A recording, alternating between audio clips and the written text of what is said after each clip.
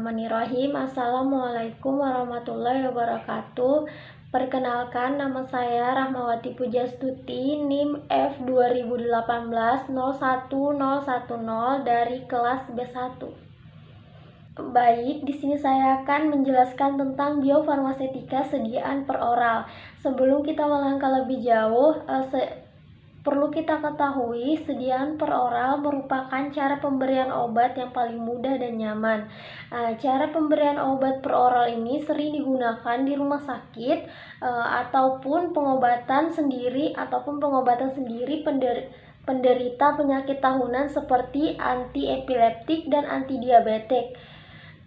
Sedangkan untuk anak-anak itu seperti sirup dengan aroma yang enak, pengobatan gangguan pencernaan atau kekurangan enzim, adanya infeksi setempat, infeksi usus dan tukak lambung. Kemudian kita akan masuk pada grafik konsentrasi plasma setelah pemberian obat dengan dosis sama dengan 3 rute yang berbeda. Bisa kita lihat di slide.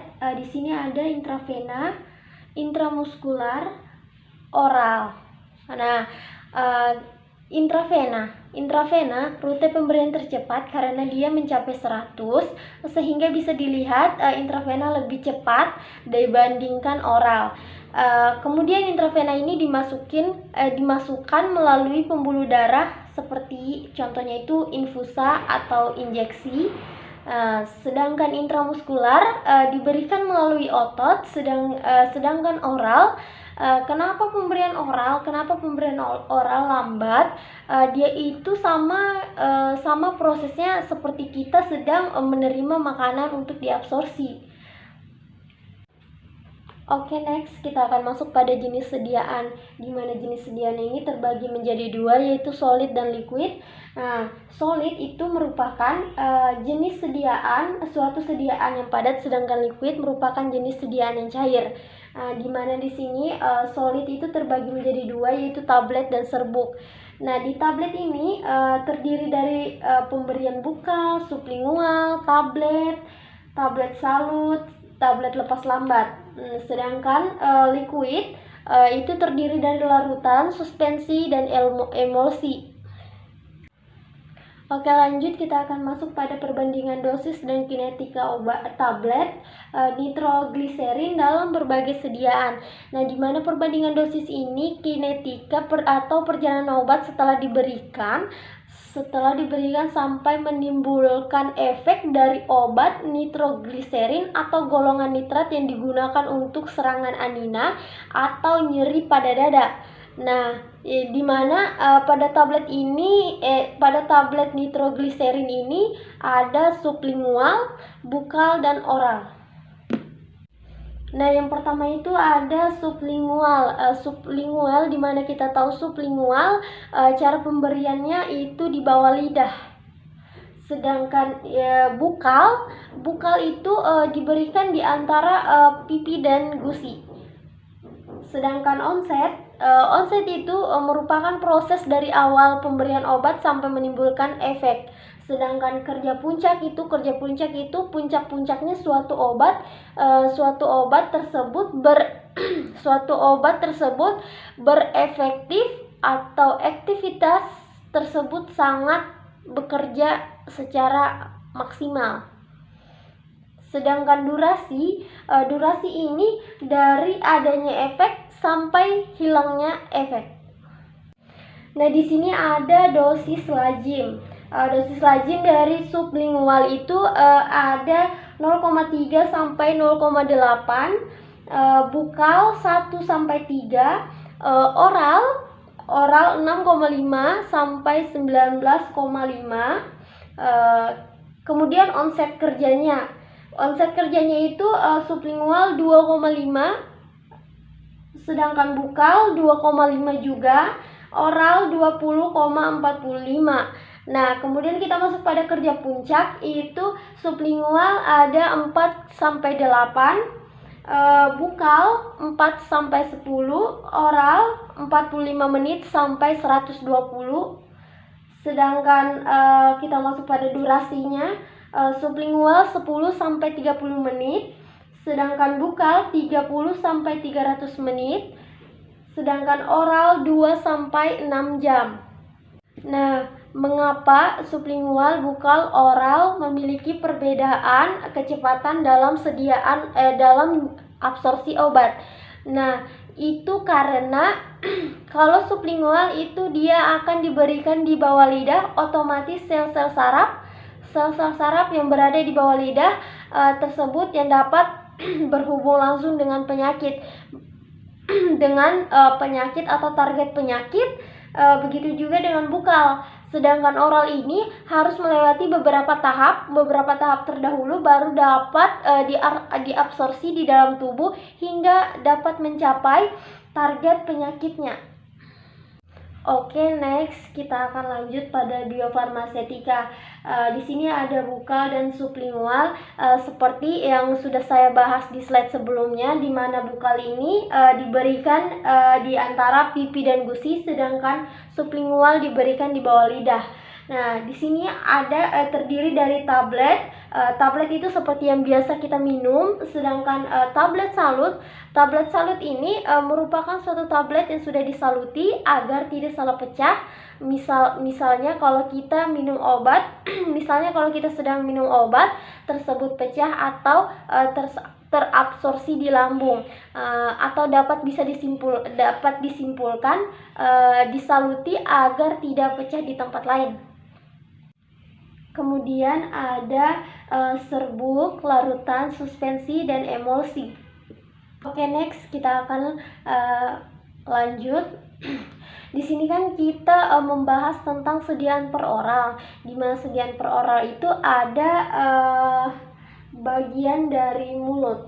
Di mana anatomi bagian dari mulut ini, anatomi seperti yang kita tahu, anatomi dari bagian mulut itu ada lidah, gigi, gusi, dan air liur. Nah, kemudian di sini ada patofisiologinya. Patofisiologi dari mulut ini ada mukosa dan air liur. Mukosa itu kalau mukosa itu dia terdapat di lidah. Dia itu merupakan bagian permukaan di dalam mulut. Kemudian di sini mukosa itu tipis, banyak penyerapan vaskularisasi yang bagus. Kenapa? Itu karena mukosa terdapat banyak vena yang berada pada daerah mulut yang dapat langsung mengalirkan ke jantung, ke organ lain dan kemudian ke hati. Nah, di mana pemberian obat di bawah lidah ataupun di antara pipi dan gusi itu sangat cepat proses absorpsi obatnya. Kemudian di sini ada air liur, di mana air liur ini terdiri dari pH, enzim petialin. Nah, hingga dapat membantu absorpsi dalam mulut. Oke, next kita akan lanjut pada sediaan yang mengalami absorpsi di mulut. Di sini ada sublingual dan bukal. Nah, sediaan sublingual ini diletakkan di bawah lidah, seperti yang sudah saya jelaskan di slide sebelumnya. Contohnya itu nitrogliserin, ISDN, isoproterenol. Nah, ISDN ini bekerja dengan cara melebarkan pembuluh darah agar aliran darah dapat mengalir lebih lancar ke otot jantung. Kemudian di sini ada bukal. Bukal ini sediaan disisipkan di pipi, antara pipi dan gusi. Contohnya itu progesteron dan ISDN. Kemudian kita akan masuk pada pelepasan zat aktif, di mana kita melepaskan zat aktif dari obat tersebut agar dapat terabsorpsi di dalam tubuh. Kemudian di mana di sini kita akan membahas pelepasan zat aktif sublingual atau lingual.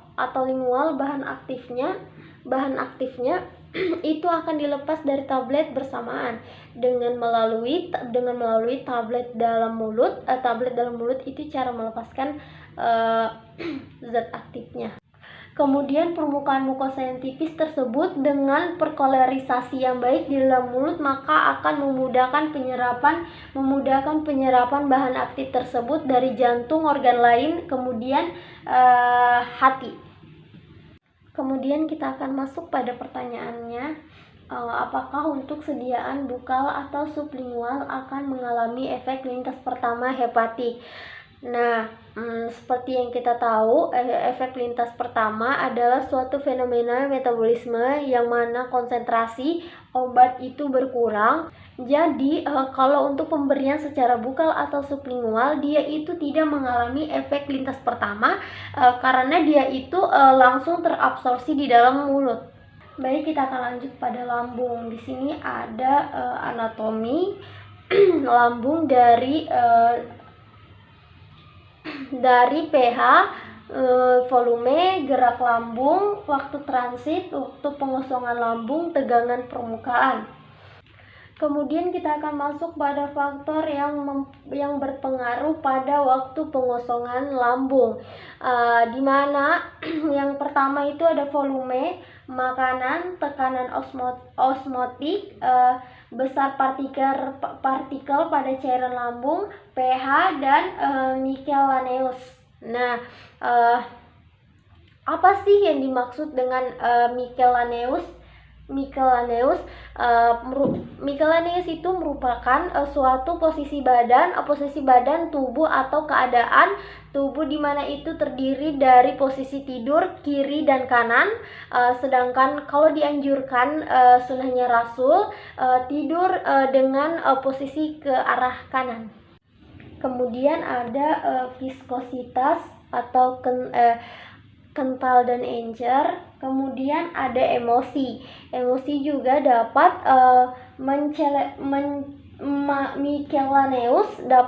Michelius itu adalah keadaan atau tubuh yang mempengaruhi lambung.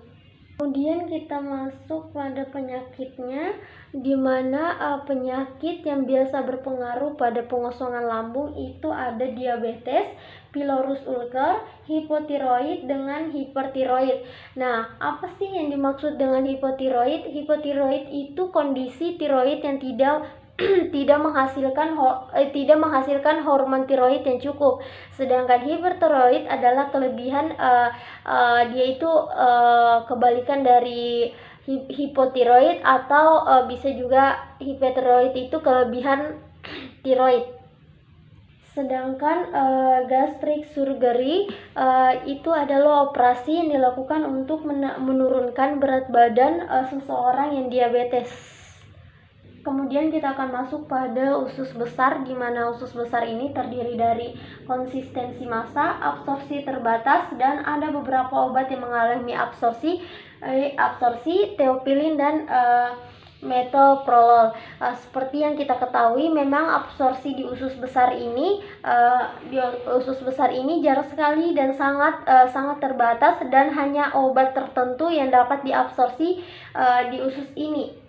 Nah, obat teopilin atau metoprolol merupakan suatu kandidat yang baik untuk sediaan lepas lambat. Next, di sini ada pada beberapa obat perlu diminum dengan segelas penuh air minum. Kenapa? Karena memang air putih membantu dalam absorpsi secara lancar. Nah, contoh obatnya itu yang bisa kita ambil itu adalah aspirin, eritrosin, amoxicillin dengan teopilin. Baik, mungkin sekian dari materi yang saya bawakan. Mungkin lebih dan kurangnya mohon dimaafkan. Saya hanya manusia biasa. Saya akhiri. Assalamualaikum warahmatullahi wabarakatuh.